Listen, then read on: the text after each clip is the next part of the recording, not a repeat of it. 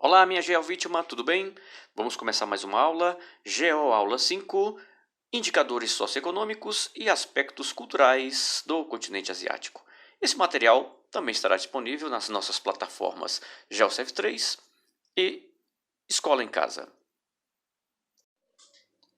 A Ásia é um continente ocupado por povos milenares. Atualmente possui 50 nações e as relações entre esses povos, do ponto de vista social, cultural e econômico, já ocorre há muito tempo.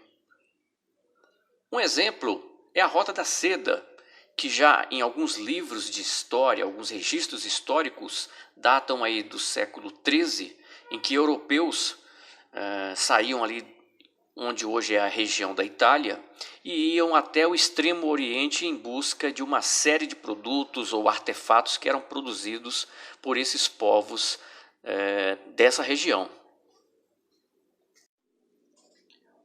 Esses povos do continente asiático eles possuem hábitos, costumes próprios de cada grupo étnico.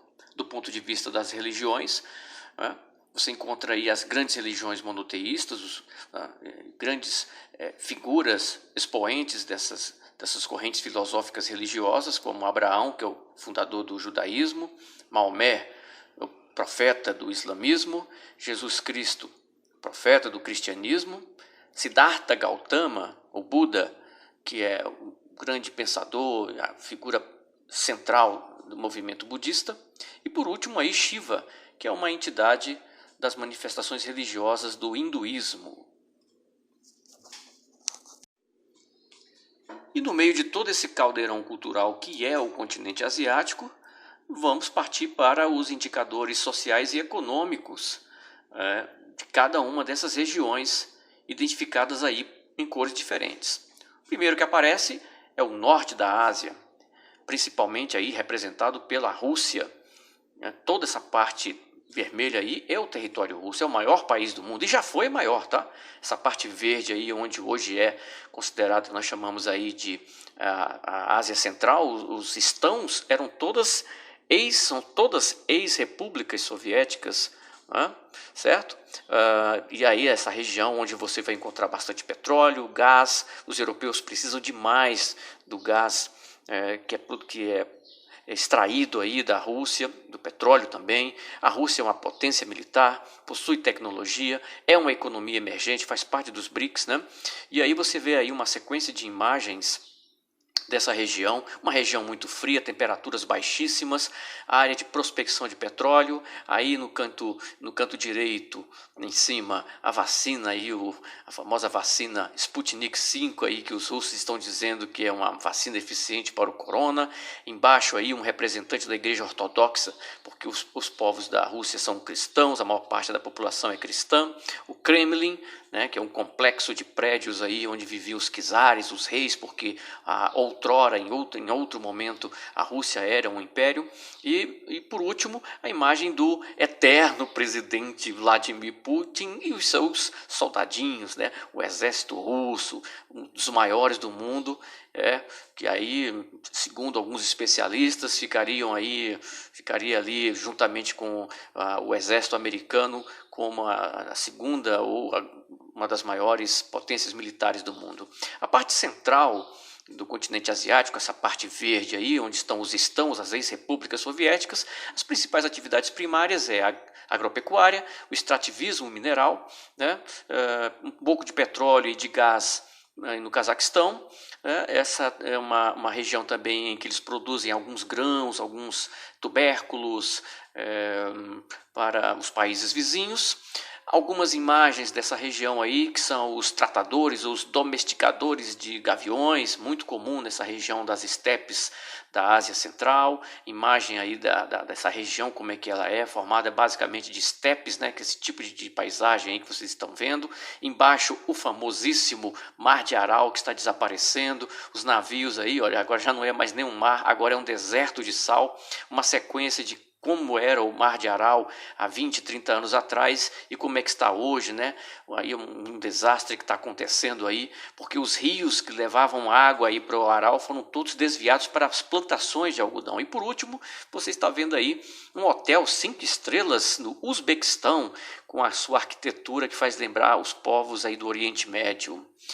Vamos agora então para o Oriente Médio, que é a parte amarela aí do mapa. É uma região predominantemente desértica, escassez de água, né? Apenas alguns rios importantes como o Tigre e Eufrates que está dentro do território iraquiano. A maioria do povo que vive aí são muçulmanos, são os grandes exploradores e exportadores de petróleo. Alguns países aí vivem dentro de um processo teocrático, ou seja, o que é um país teocrático? É um país que é regido pelas normas das leis sagradas, né, religiosas. No caso da Arábia Saudita, que é um país teocrático, a constituição deles é o Corão, o livro sagrado dos muçulmanos. Aí algumas imagens da produção de petróleo na Arábia Saudita, Dubai, que é uma cidade luxuosíssima, né, graças ao dinheiro do petróleo, mas não significa dizer que não existam pessoas pobres vivendo aí. Aí embaixo, o que restou da Torre de Babel, as mulheres e as suas famosas burcas nas cidades do Oriente Médio, e por último aí a maior mesquita do mundo, que fica em Abu Dhabi, que é também, assim como Dubai, um emirado árabe.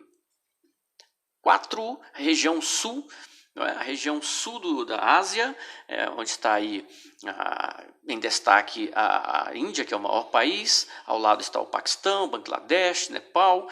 É um país de clima semiárido e tropical, principalmente já na região sul. A maior parte da população é budista ou hinduísta. Pratica-se bastante agricultura e a pecuária de subsistência, porque a maior parte dessa população dessa região vive no campo, não vive em cidades. São países tecnologicamente atrasados, exceto a Índia, que é um país emergente, faz parte dos BRICS, né? E aí também tem um problema sério, que é a difícil ascensão social. Quem nasce pobre vai morrer pobre mesmo, e quem nasceu rico vai continuar rico. Existe uma dificuldade tremenda de ascensão social nesses países. São países que é muito procurado por turistas para atividades religiosas e espirituais. Algumas imagens dessa região, né? Alguns habitantes de Bangladesh, produtores de arroz, né, que é o principal grão, né, dessa região aí, onde eles consomem bastante arroz, aí os plantadores de arroz aí também na Índia. A Índia também é um grande produtor de foguetes e de satélites, tem uma tecnologia bastante interessante. Aí embaixo também você vê aí o templo de Taj Mahal, que fica na Índia, é um cartão postal do país. O caótico trânsito das cidades da Índia, em que os motoristas têm que sair driblando também os animais. E por último, o Templo dos Macacos, que fica no Nepal. Os macaquinhos que vivem dentro desse templo são entidades religiosas sagradas e não podem ser molestados ou perturbados, segundo os religiosos que frequentam esse Templo dos Macacos, que fica no Nepal. O Sudeste Asiático, clima equatorial, tropical, grandes florestas densas, né, igual como temos aqui na floresta amazônica. A maioria desse povo é muçulmano e budista. Aí você vai encontrar alguns tigres asiáticos. Daqui a pouco eu vou explicar para vocês o que são os tigres asiáticos. Vietnã, Malásia, Indonésia, Filipinas, né, além também de Singapura. Então, é uma região em que você vai encontrar então os famosos tigres asiáticos. Aí algumas imagens desses países, dessa região: um vendedor de frutas, uma moça trabalhando numa fábrica de tênis no Vietnã, as famosas mulheres girafas com as suas argolas que ficam aí no pescoço. A cada ano que elas fazem aniversários, vão colocando uma argola e o pescoço vai esticando de tal maneira que elas não podem mais tirar essas argolas do pescoço, porque elas podem inclusive morrer. Um trecho da floresta com o primata, um amiguinho meu aí na floresta da Indonésia. A famosíssima cidade-estado de Singapura, onde centros comerciais e bancários é o que movimenta toda a economia dessa cidade-estado. E por último aí uma fábrica de motos nas Filipinas. E por último, meus amigos, o que significa o termo tigres asiáticos? Os tigres asiáticos refere-se às economias desenvolvidas, né? Países que investiram bastante em educação, em qualificação profissional, países como Hong Kong, Coreia do Sul, Singapura, Taiwan, Vietnã, Filipinas, Indonésia, Tailândia e Malásia são os tigres asiáticos. Esses países, juntamente com a China, com o Japão, são os grandes produtores, né, grandes fabricantes de objetos, né, de produto de valor agregado, né, smartphones, TVs, automóveis, equipamentos de tecnologia de ponta, computadores, enfim. Então, os tigres asiáticos, eles investiram bastante na educação, na qualificação da mão de obra da sua população, e hoje eles são os grandes, digamos assim, fabricantes de objetos para o mundo inteiro. E agora sim, para concluir, o Extremo Oriente, onde está aí a Mongólia, a China, Coreias do Norte e do Sul e o Japão. Clima temperado, grandes potências econômicas, que é o caso da China e do Japão. A China também faz parte dos BRICS. E os tigres asiáticos que eu acabei de citar, Coreia do Sul, Taiwan e Hong Kong. A maior parte da população é budista, shintoísta, que é um segmento do budismo, grandes exportadores de produtos de valor agregado que eu acabei de falar para vocês. Imagens do Extremo Oriente. Tóquio, a capital do Japão. Ao fundo você vê o Monte Fuji, que é um vulcão em atividade, né? Seul, a capital da Coreia do Sul. Uma geisha, figura típica da cultura japonesa, assim como também os samurais, que aparece logo abaixo da geisha. Nesse outro canto aqui esquerdo, tropas do exército chinês, possivelmente em treinamento, um prédio sede da Samsung em Seul, e por último uma cena do Kim Jong-un, que é o ditador norte-coreano, em revista à sua tropa. A GeoAula número 5 vai ficando por aqui. Um grande abraço para você, querido aluno, querida aluna, e até o nosso próximo vídeo.